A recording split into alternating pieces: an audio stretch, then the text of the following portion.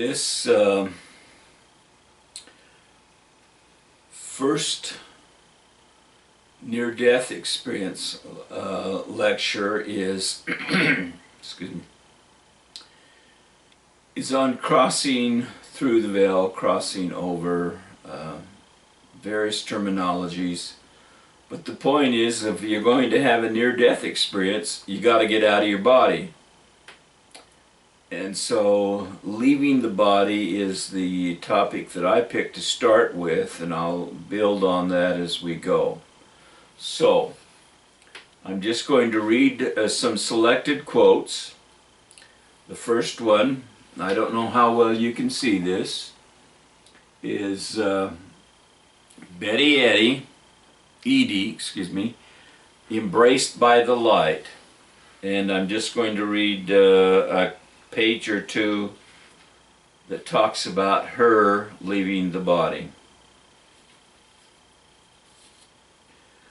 Again, I must have dozed for a while, but not for long, because the clock still seemed to say 9:30.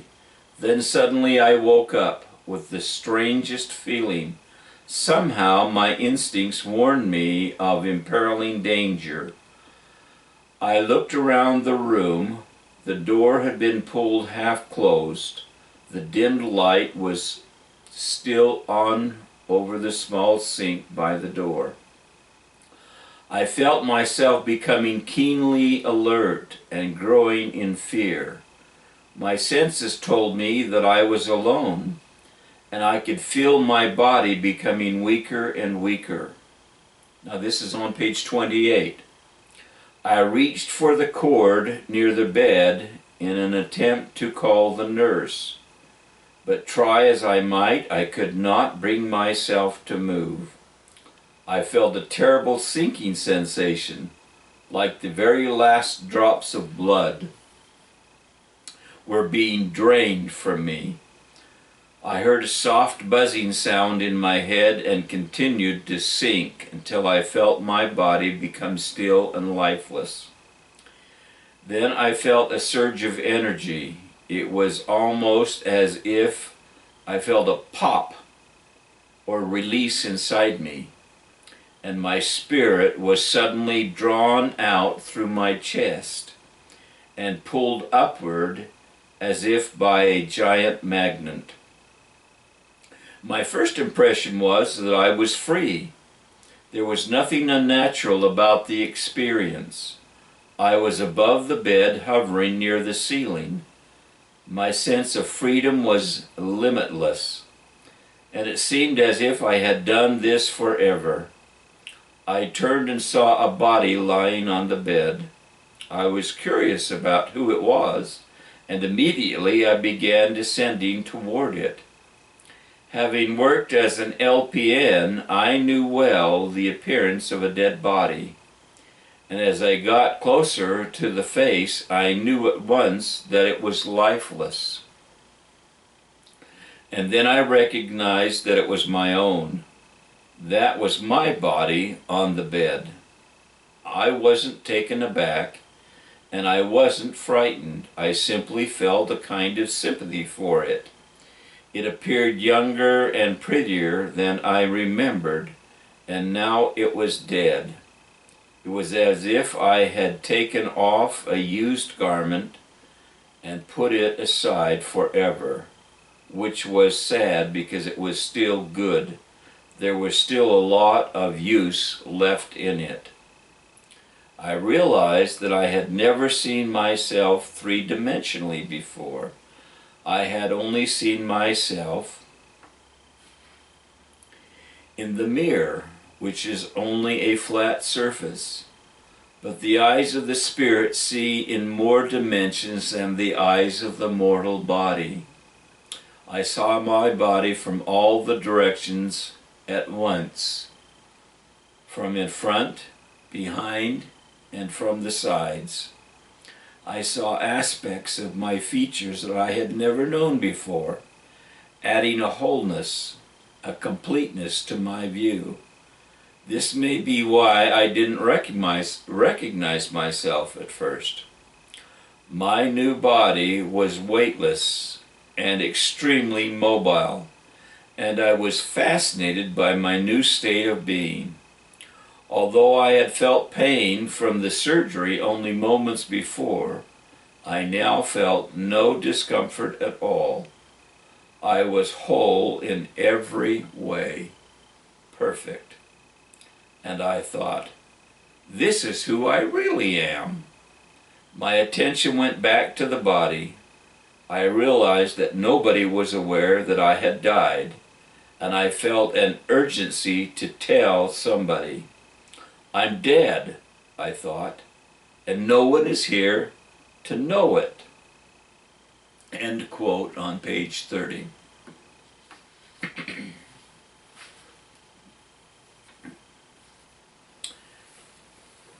Okay, the next experience on leaving the body is taken from Mary C. Neal's book, MD. She's a doctor in Jackson Hole, Wyoming. It's called To Heaven and Back. She's an orthopedic surgeon, and Jackson Hole, I assume, is a good place with all those skiers.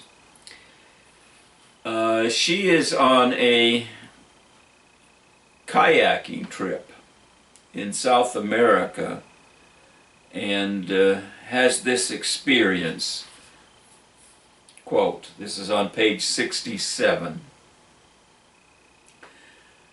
The current was strong and slowly pulled off my helmet and life jacket before trying to claim my body.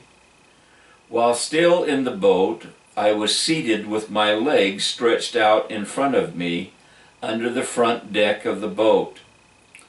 I was bent forward at my waist, and my body and arms were lying on top of the front deck, pressed down by the force of the water. I was facing downstream, and as the current worked to pull my body from my boat, my body was forced to bend around the front edge of the cockpit. This was not a problem for my hips, which normally bend in that direction, but my knees were forced to fold back upon themselves in order to free my body. It was a relatively slow process during which I was conscious, alert, and fully aware of what was happening. It sounds rather morbid, but from an orthopedic's perspective,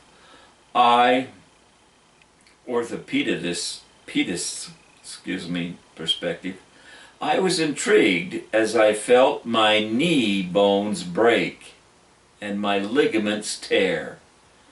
I tried to analyze the sensation and consider which structures were likely involved. I seemed to feel no pain, but wondered if I was actually screaming without knowing it. I did a quick self-assessment and decided that no, I wasn't screaming and really wasn't feeling any pain. I felt curiously blissful. This is quite a remarkable statement considering I had always been terrified of drowning. While my body was being slowly sucked out of the boat, I felt as though my soul was slowly peeling itself away from my body. I finally felt my body release from the boat and begin to tumble with the current. That was the last physical sensation I had with regard to my body. I do not remember scraping along the bottom of the river, bumping into Chad, or being pulled to the riverbank. At the moment my body was released and began to tumble, I felt a pop. It felt as if I had finally shaken off my heavy outer layer, freeing my soul. I rose up and out of the river, and when my soul broke through the surface of the water, I encountered a group of 15 to 20 souls, human spirits sent by God, who greeted me with the most overwhelming joy I had ever experienced and could ever imagine. It was joy at an unadulterated core level. They were sort of like a large welcoming committee or a great cloud of witnesses, as described in Hebrews chapter 12, verse 1. Therefore, since we are surrounded by so great a cloud of witnesses, and let us run with endurance the race that is set before us. This welcoming committee seemed to be wildly cheering for me as I approached the finish line.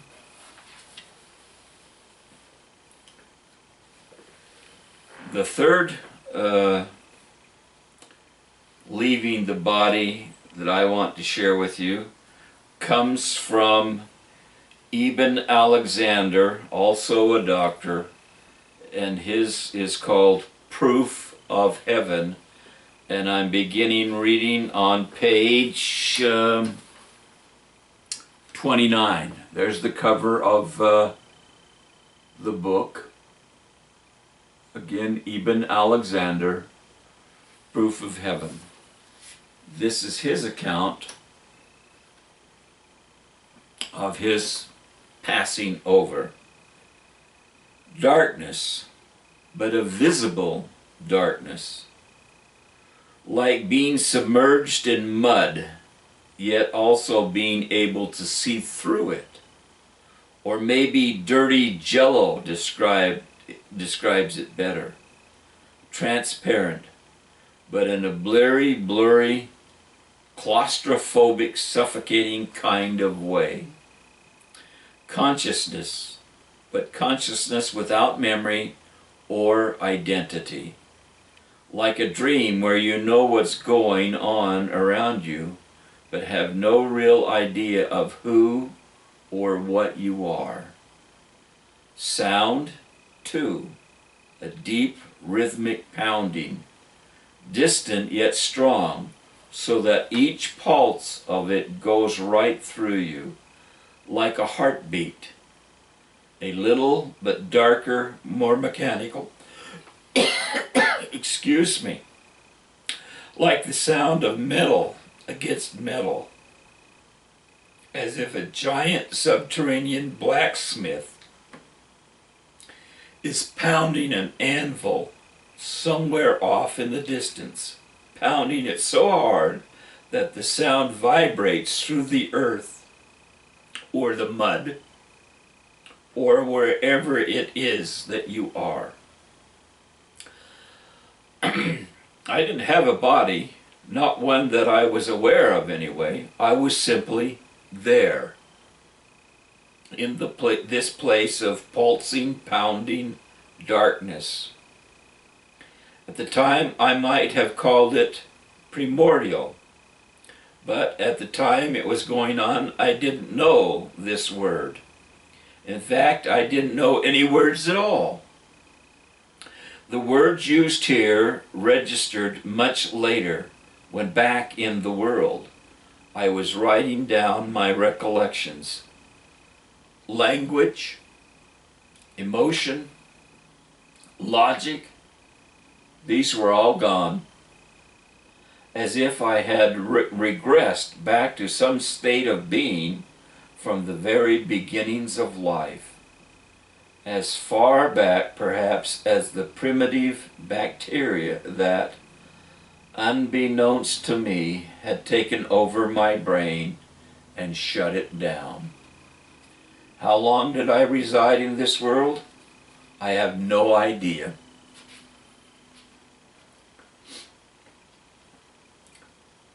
When you go to a place where there is no sense of time, as we experience it in the ordinary world, accurately describing the way it feels is next to impossible. When it was happening, when I was there, I felt like whatever I was, had always been there and would always continue to be. Nor, initially at least, did I mind this.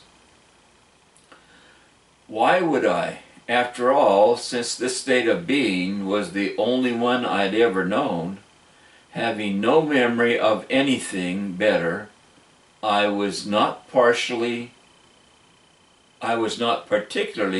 bothered by where I was. I do recall contemplating that I might or might not survive, but my indifference as to whether I did or not only gave me a greater feeling of invulnerability. I was clueless as to the rules that governed this world I was in, but I was in no hurry to learn them. After all, why bother?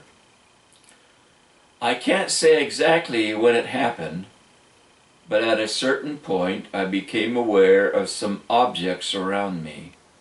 They were a little like roots and a little like blood vessels in a vast muddy womb. Glowing a dark, dirty red, they reached down from some place far above to some other place equally far below. In retrospect, looking at them was like being a mole or an earthworm buried deep in the ground, yet somehow able to see the tangled matrices of roots and trees surrounding it. That's why, thinking back to this place later, I came to call it the realm of the earthworm's eye view. For a long time I suspected it might have been some kind of memory of what my brain felt like during the period when the bacteria was originally overrunning it. But the more I thought about the explanation, and again, this was all much, much later, the less sense it made. Because, hard as this is to picture if you haven't been to this place yourself, my consciousness wasn't foggy or distorted when I was there. It was just limited. I wasn't human while I was in this place. I wasn't even animal. I wasn't something before and below. All that I was simply a lone point of awareness in a timeless red-brown sea. So that's a different experience, and I'm going to read on another page. The longer I stayed in this place, the less comfortable I became. At first I was so deeply immersed in it that there was no difference between me and the half-creepy, half-familiar element that surrounded me. But gradually this sense of deep, timeless, and boundaryless immersion gave way to something else, a feeling like I wasn't really part of this subterranean world at all, but trapped in it. Grotesque animal faces bubbled out of the muck, groaned or screeched, and then were gone again. I heard an occasional dull roar. Sometimes these roars changed to dim, rhythmic chants that were both terrifying and weirdly familiar, as if at some point I had known and uttered them all myself. As I had no memory of prior existence, my time in this realm stretched way, way out. Months? Years? Eternity? Regardless of the answer, I eventually got to a point where the creepy, crawly feeling totally outweighed the homey, familiar feeling. The more I began to feel like a me, like something separated from the cold and wet and dark around me, the more the faces that bubbled up out of that darkness became ugly and threatening. The rhythmic pounding off in the distance sharpened and intensified as well, became the work beat for some army of troll-like underground laborers performing some endless, brutally monotonous task. The movement around me became less visual and more tactile, as if reptilian, worm-like creatures were crowding past, occasionally rubbing up against me with their smooth or spiky skins. Then I became aware of a smell, a little like feces, a little like blood, and a little like vomit. A biological smell, in other words, but of biological death, not of biological life. As my awareness sharpened more and more, I edged ever closer to panic. Whoever or whatever I was, I did not belong here. I needed to get out. But where would I go? Even as I asked that question, something new emerged from the darkness above. Something that wasn't cold or dead or dark, but the exact opposite of those things. If I tried for the rest of my life, I would never be able to do justice to this entity that now approached me, to come anywhere close to describing how beautiful it was. But I'm going to try. And a quote on page 32. So, Dr. Alexander's experience is going to be quite different than almost all of the other experiences that we read about of people leaving their bodies.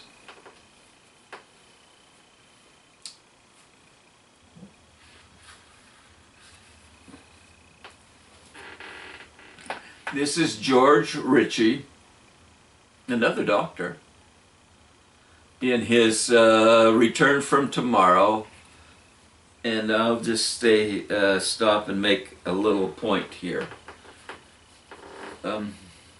We should give Dr. Ritchie much of the credit for the book that Raymond Moody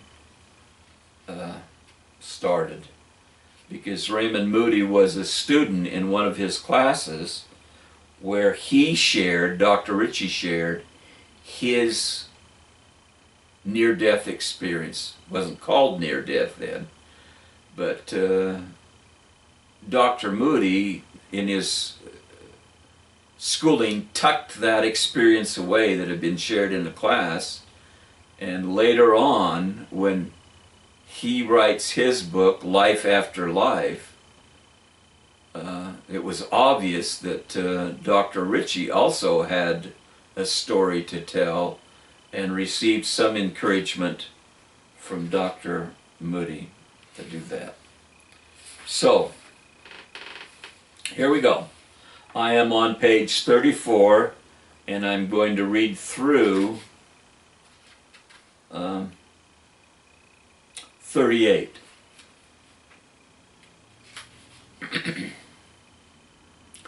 106 and a half. Those of you who've read this, and I assume most of you have, he's in the military hospital, and the 106 and a half is his temperature.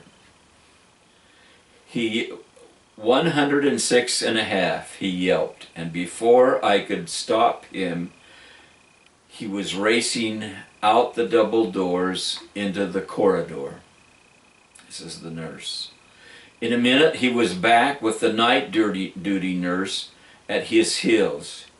She got another thermometer from the shelf in the supply room and looked at it at her watch, while I held the little tube under my tongue, cursing myself for a brainless fool. She pulled it out of my mouth and took one look at it. "Sit down," she said. She steered me like a small child to the chair the ward boy had been using. "You stay with him," she told him. "I'll be right back." "I can't wait around here," I told the soldier as she disappeared. "I've got to go get dressed. I've got a train to catch in exactly an hour." "Just take it easy," he said. "The doctor's on his way." What was the matter with this guy? Hadn't he heard me? "I'm going to Abilene. A jeep's picking me up in 20 minutes. "That's right," he said. "Just sit still and everything will be okay." The lunatic wouldn't pay any attention to me, and when the doctor arrived, it was the same thing. He listened to my chest, then started talking about x-rays. "He'll never walk that far," he said to the nurse. "Would better get an ambulance here." The nurse made a phone call while I tried to explain to them that it wasn't an ambulance I was waiting for, but a jeep. I was still talking when two soldiers came running in with a stretcher. The doctor told me to lie down on it, which was really crazy when I ought to be getting into my uniform. But a private doesn't argue with a captain. So I lay down and they put some blankets around me and picked the thing up. Next minute I felt cold night air on my face, and they were sliding me into the back of an ambulance and we were bouncing along a road. A short while later, the doors opened and again I felt that icy blast of air. They carried me through some doors and set the stretcher down in a room full of machinery. A man in a white coat leaned over me. "Do you think you can stand up just for a minute?" he said. I almost laughed that the two stretcher bearers got their arms under me and lifted me to my feet. I'd be standing a lot longer than a minute down at that train station in a little while. Still holding my arms, they walked me over to an upright metal panel with a shallow indentation on top for a chin rest. The man in white measured me with his eyes. 6'2", he said, turning a crank in the side of the contraption to raise it a bit. He tapped the little hollow on top. "Can you get your chin over that? That's right. Now hold still, just for a second." The men let go my arms and stopped with the technician behind a partition. I heard a click and a whir. The whir went on and on. It was getting louder. The whir was inside my head and my knees were made of rubber. They were bending and I was falling, and all the time the whir grew louder. I sat up with a start. What time was it? I looked at the bedside table, but they had taken the clock away. In fact, where was any of my stuff? The train schedule, my watch. I looked around. I was in a I was in a tiny little room I'd never seen before. By the glow of the night light, I could see that this one bed particularly filled it.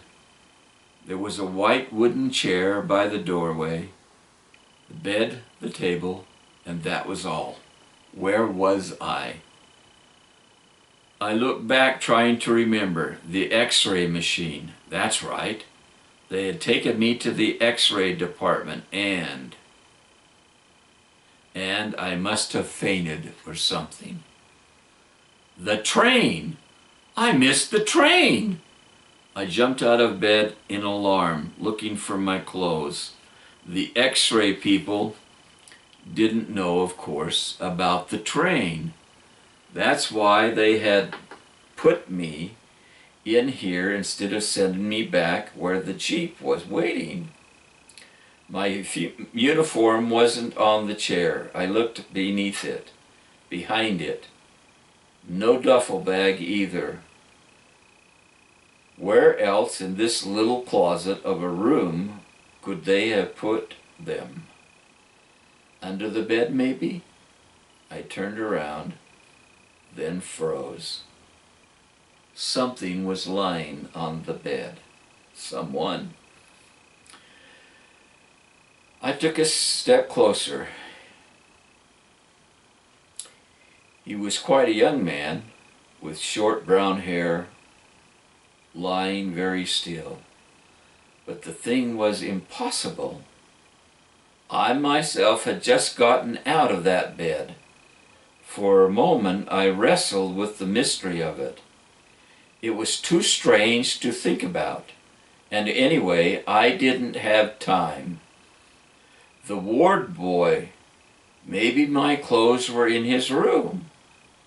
I hurried out of the little room and looked around.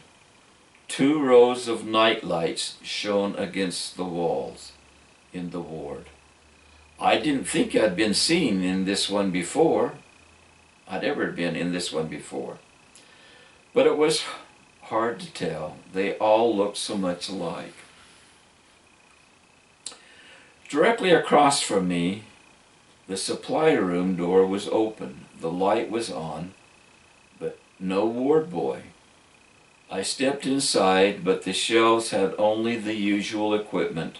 No clothing or shoes to be seen. The doctors' and nurses' offices were both dark. No one was there either.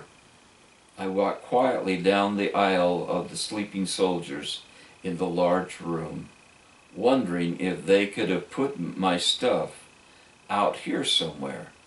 But the light was too dim to see much. Except for some snores and an occasional cough, there wasn't a sound. I went back past the offices and stepped out into the corridor. A sergeant was coming along it carrying an instrument tray covered with a cloth. Probably he didn't know anything, but I was so glad to find someone awake that I started toward him. "Excuse me, Sergeant," I said. "You haven't seen the ward boy for this unit, have you?" He didn't answer. Didn't even glance at me. He just coming straight at me, not slowing down.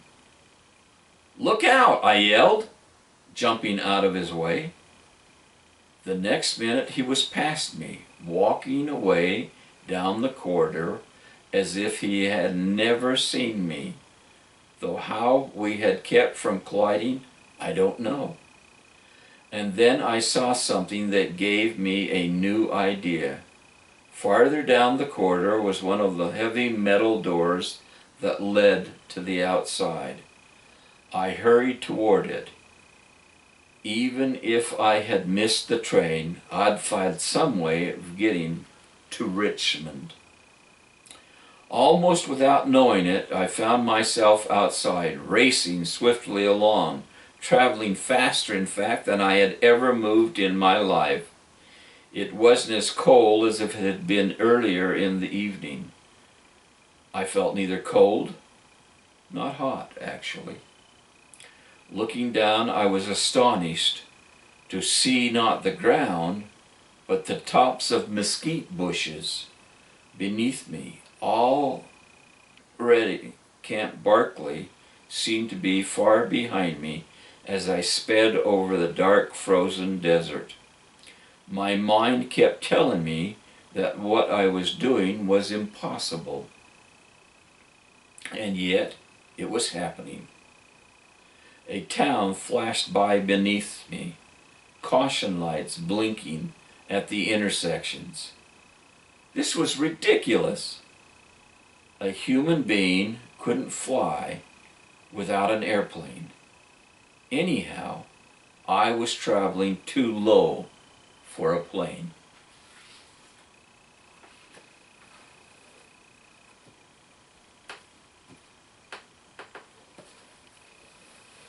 Need to take off my watch so I can watch the time here.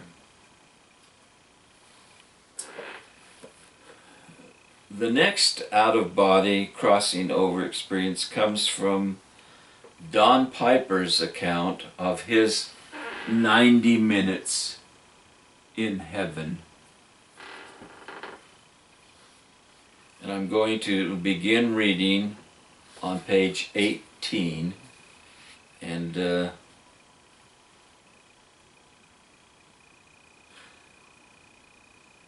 no, I'm going to begin reading on page 19 and read to page 21. He's in an accident here. I remember parts of the accident, but most of my information came from the accident report and people at the scene. From the description I received from witnesses, the truck then veered off to the other side of the narrow bridge and sideswiped two other cars. They were in front of the truck and had already passed me, going in the opposite direction. The police record says that the truck was driving fast, at least 60 miles an hour, when it struck my car. The inexperienced driver finally brought the truck to a stop almost at the end of the bridge. A young Vietnamese man was in one vehicle that was hit, and an elderly Caucasian man was in the other. Although shaken up, both drivers suffered only minor cuts and bruises. They refused help, so the paramedics transported neither man to the hospital. Because of the truck's speed, the accident report states that the impact was about 120 miles an hour. That is, the truck struck me while going 60 miles an hour, and I was carefully cruising along at 50 miles an hour. The inmate received a citation for failure to control his vehicle and speeding. Information later came out that the inmate wasn't licensed to drive the truck. At the prison, supervisor had asked for a volunteer to drive their truck to pick up food items and bring them back. Because he was the only volunteer, they let him drive this supply truck. Two guards followed close behind him in another state-owned pickup. After the accident, the truck driver didn't have a scratch on him. The prison truck received little damage. However, the heavy vehicle had crushed my Ford and pushed it from the narrow road. Only the bridge railings stopped my car from going into the lake. According to those who were at the scene, the guards called for medical backup from the prison, and they arrived a few minutes later. Someone examined me, found no pulse, and declared that I had been killed instantly. I had no recollection of the impact or anything that happened afterward. In one powerful, overwhelming second, I died. When I died, I didn't flow through a long, dark tunnel. I had no sense of fading away or of coming back. I never felt my body being transported into the light. I heard no voice calling to me or anything else.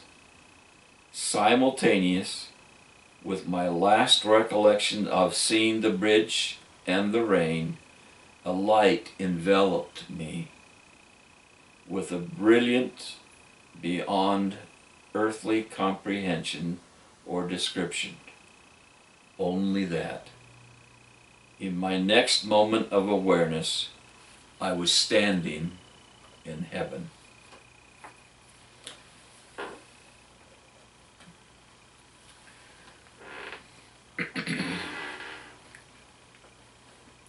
This to me is a very precious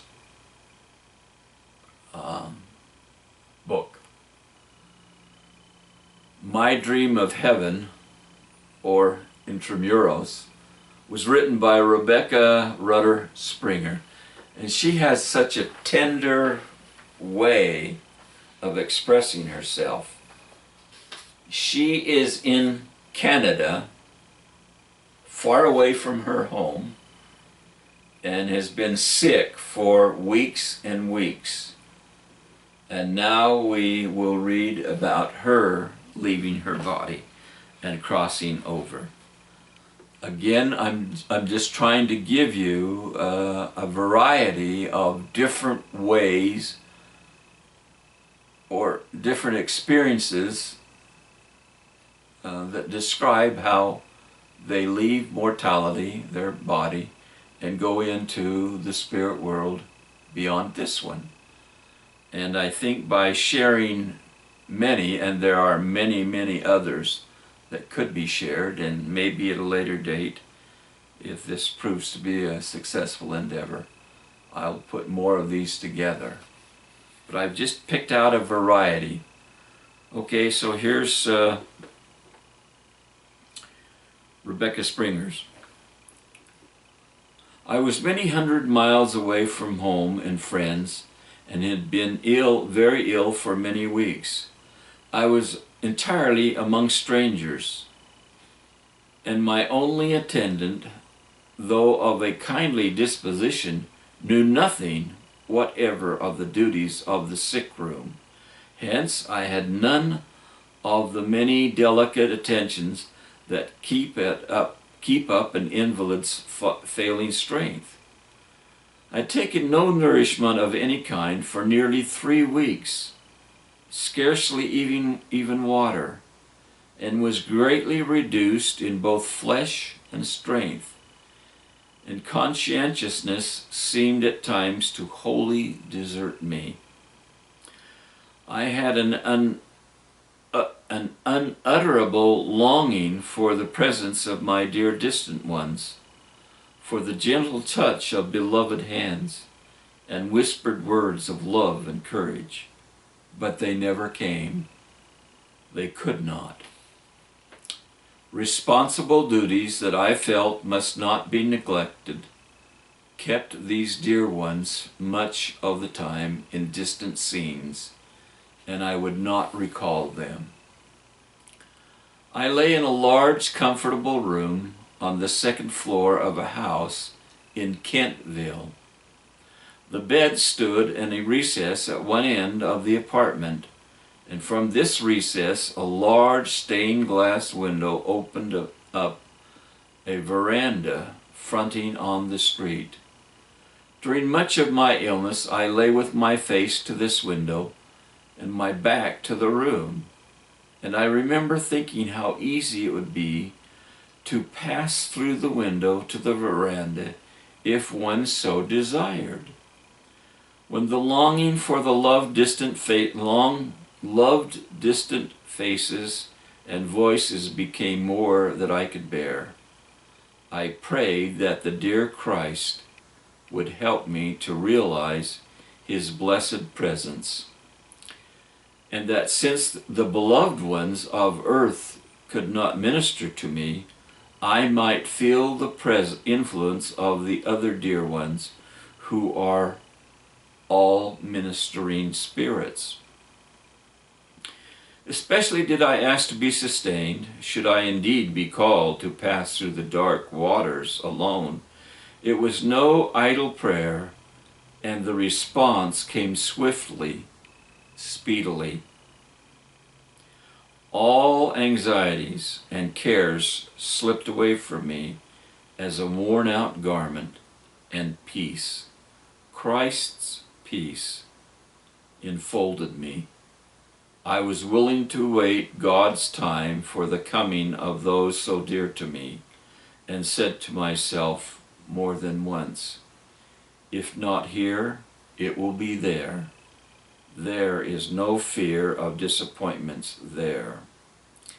In those wonderful days of agonized suffering and great peace, I felt that I had truly found, as never before, the refuge of the everlasting arms. They lifted me. They upbore me. They enfolded me, and I rested in them as a tired child upon its mother's bosom. One morning, dark and cold and stormy, after a day and night of intense suffering, I seemed to be standing on the floor by the bed, in front of the stained glass window. Someone was standing by me, and when I looked up, I saw it was my husband's favorite brother, who crossed the flood many years ago. "My dear brother Frank," I cried out joyously, "how good of you to come!" "It was a great joy to me that I could do so, dear little sister," he said gently. "Shall we go now?" And he drew me toward the window.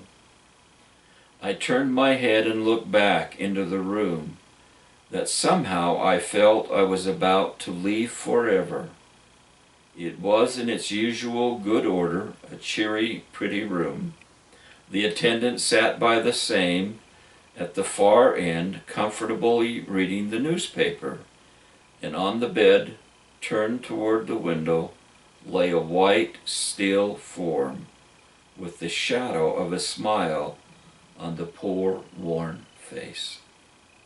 My brother drew me gently, and I yielded, passing with him through the window, out onto the veranda, and from thence in some uncomfortable way down to the street.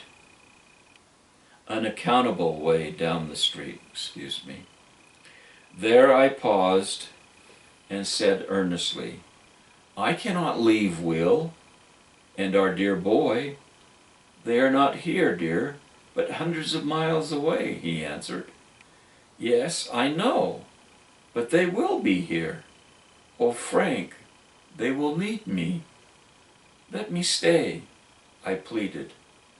"Would it not be better if I brought you back a little later, after they come?"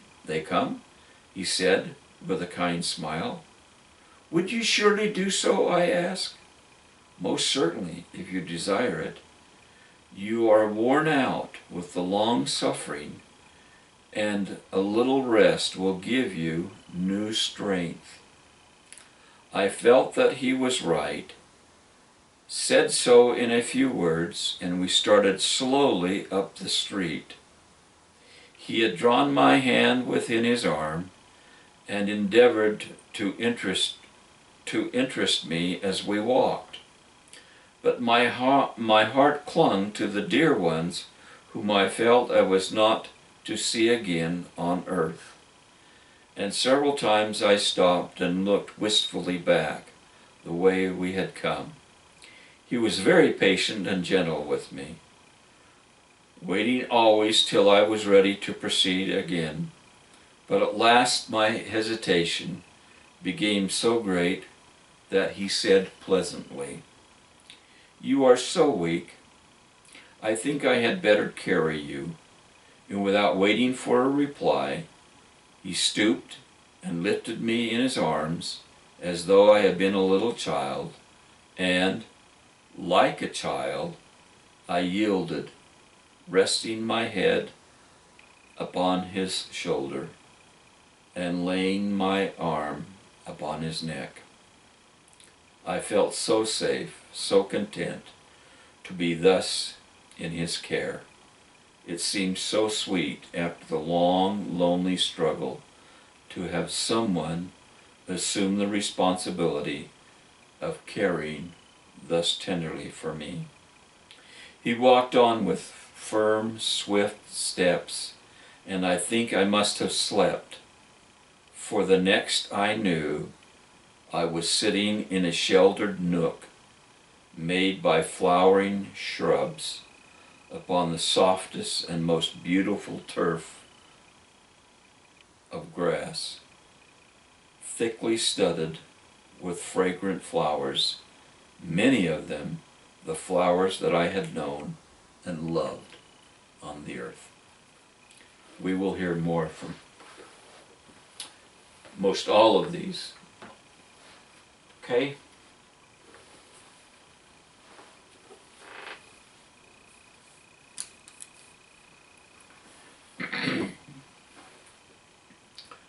This book, The Journey Beyond Life, by Michelle R. Sorensen and Dr. David R. Wilmore. There's the cover, name and author. Okay.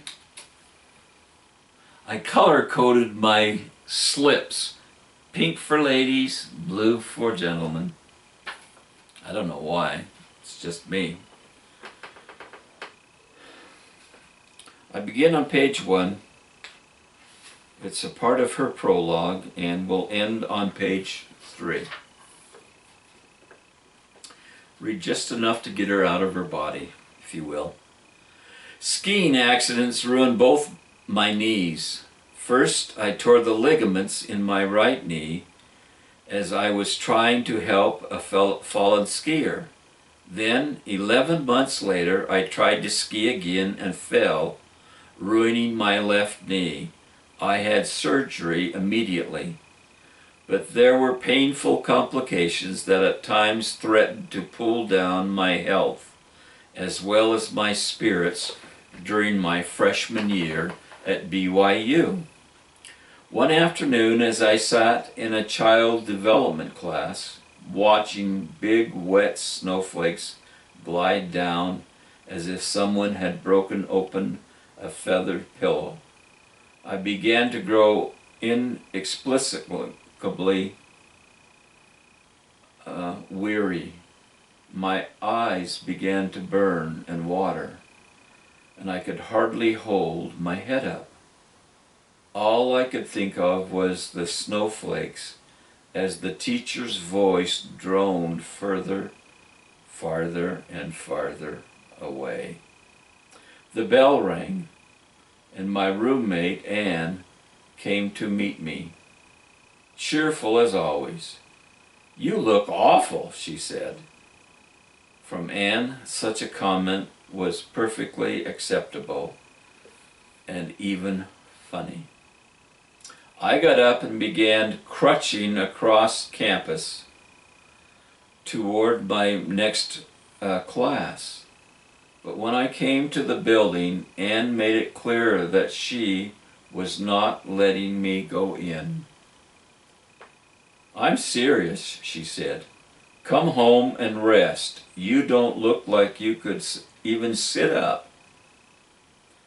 I had never skipped a single class since coming to BYU, but I followed her like a child, without willpower to think it through myself. I had an intense desire to leave the wet sidewalk and lie down where the snow was blanketing the grass. And maybe, just maybe, I would lie there forever and catch one of one or two snowflakes on my tongue. I was unbearably hot. Back in our apartment, I put on a nightgown and lay down. The next thing I remember was Anne and Carrie deciding that my fever was too high. Somehow they moved me into the living room, and I lay on our ugly red and green plaid couch. My fever continued to rise, but all I could do was stare through watery eyes at the snowflakes falling outside. When my temperature topped 105, I remember hearing Carrie and Anne decide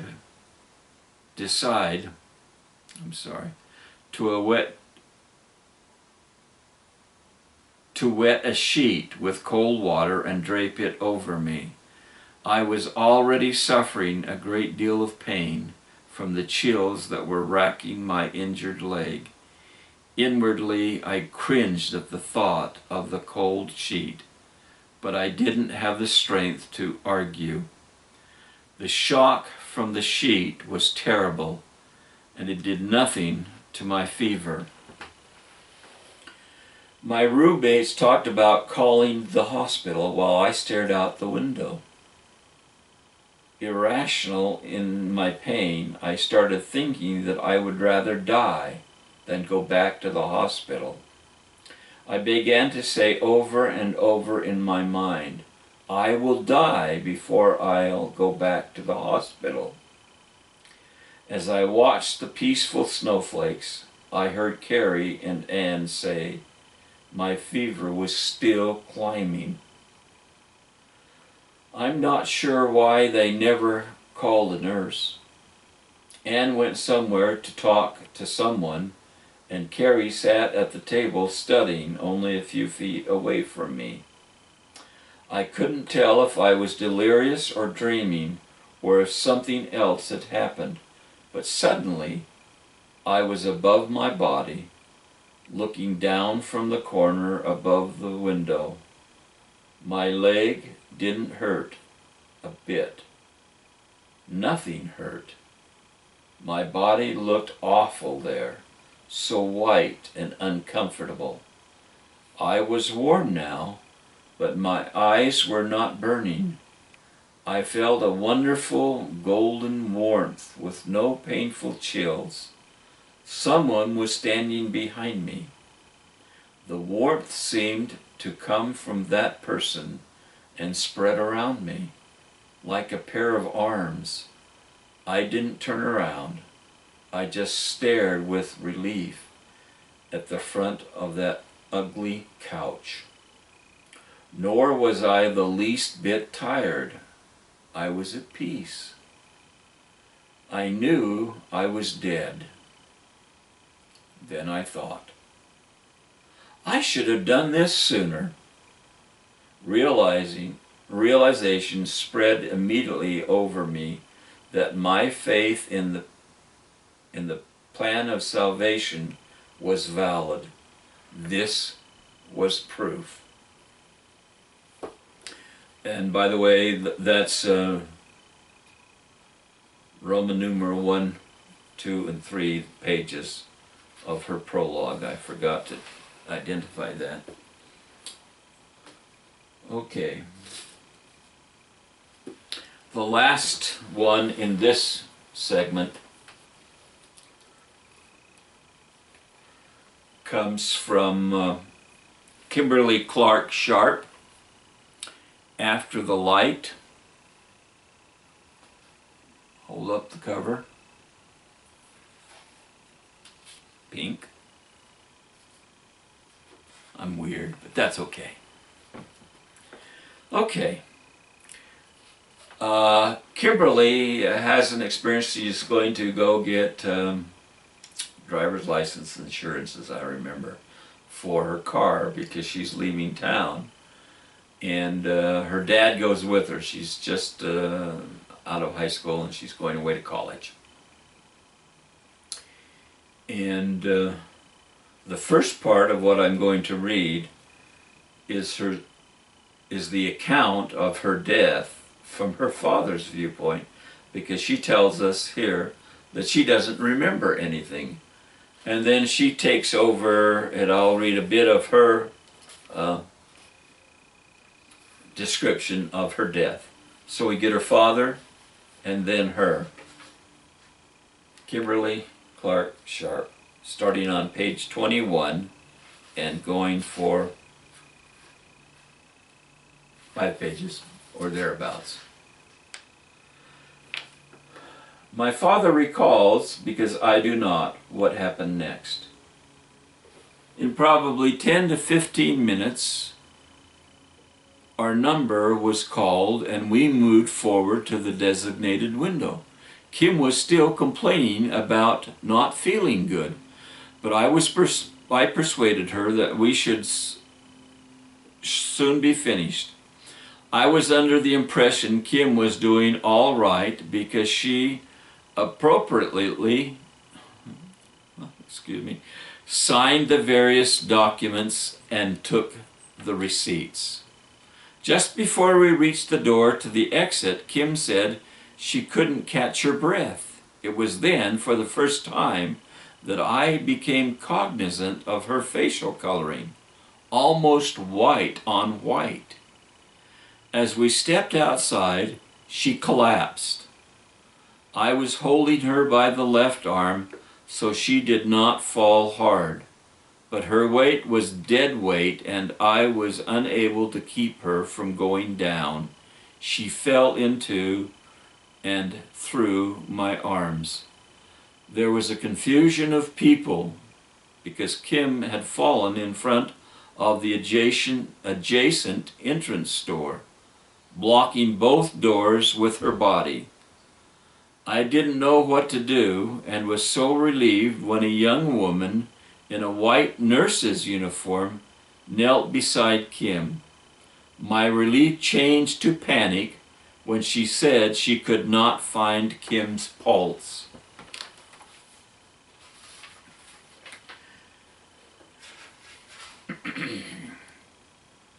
And told someone to call the fire department. It seemed two volunteer firemen arrived almost instantly. One was carrying a portable ventilator machine, and one of them commented that it was the first time they'd used it since its recent purchase. Kim wasn't breathing. The woman in the white uniform moved away. Time stood still. Kim was totally out. I saw my daughter lying there as helpless as I felt. I watched the firefighters hook Kim up to the machine and then argue about which end to apply to her mouth and her nose. I'm sorry for laughing. It's not funny. How long this argument continued, I do not know. It seemed like forever when another man suddenly burst onto the scene. I think he was also a fireman, and he swore like a mule skinner. He literally threw the two men on the sidewalk and yelled, "You've even got the pressure going the wrong way. She'll never breathe." He put his ear to her heart and then started pounding Kim's chest and giving her what I now know, but I did not know then, as CPR. Again, I don't know how long that went on. I was in a fog, and some people helped me sit down. I couldn't see her anymore. My only recollection is of hoses and men's legs. Occasionally a voice would say, "I can't get a pulse." And another voice would say, "I can." Suddenly there was a yell, then more yells, and people were clapping. At some point during the resuscitation, I don't know when, an ambulance arrived.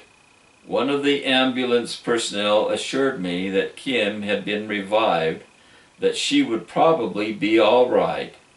but they would nevertheless have to take her to a hospital for observations. I asked if I could go with them. At no time during the ride did Kim appear to be conscious, but her chest was rising up and down. I asked the attendant if she was breathing on her own. He said yes.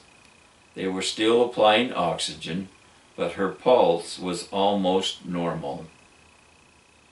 At the hospital, Kim was taken by gurney from the ambulance to the emergency room. I was asked about her medical history, especially of unconsciousness or fainting, and whether or not she had experimented with drugs. To all of which I replied in the negative. After examination, she was placed in one of the curtained areas in the emergency room. It was then that I first looked at my watch and realized more than 1.5 hours had passed. I sat beside Kim for a while, and she appeared to sleep. I called her name from time to time, but got no response. I actually was afraid to touch her. After a while, 2 doctors came in and were able to rouse Kim. She opened her eyes, which they examined with small flashlights. The doctors told me that they thought Kim would be all right, but they wanted to keep her in the emergency room a couple of more hours. For the first time, Kim looked at me and said, "Dad, are you okay?" All of us laughed at that. Afterward, over the next few years, 3 or 4 times, Kim would ask me to relate what happened. I told her bits and pieces, but tried to get off the subject as quickly as possible. So each time it revived in me the guilty feeling of helplessness. It was not until several years later that Kim first told me of her near-death experience. So now we switch to Kim's observations. This recollection is my father's memory, my father's reality, my father's pain and grief, my father's experience. It's not mine, because I wasn't there. I was somewhere else.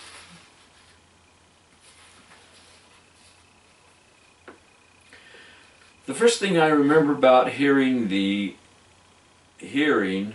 there were no chairs when I could sit, was the urgent sound of a woman's voice. "I'm not getting a pulse," she said. "I'm not getting a pulse." Though I don't remember actually seeing her, I turned in her direction and said, with some irritation, "Of course you're getting a pulse, or I wouldn't be speaking."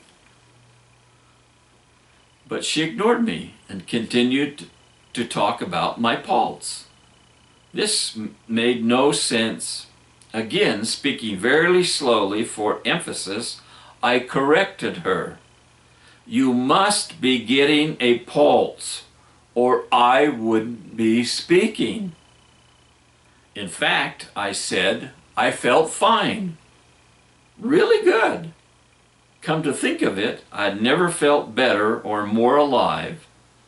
I was healthy and whole, calm, and together for the very first time in my life. Though I still couldn't see, I could hear everything, mostly the scramble of many voices talking all at once, but especially the tone of worry in the woman's voice. It didn't bother me, nor was I offended by everyone's refusal to listen to me or notice that I was okay. I let it go. I let everything go. It was easy to give up and be quiet, even to surrender. I just slipped away as if I was falling asleep without being drowsy first. I had no fear, no sense of alarm or panic.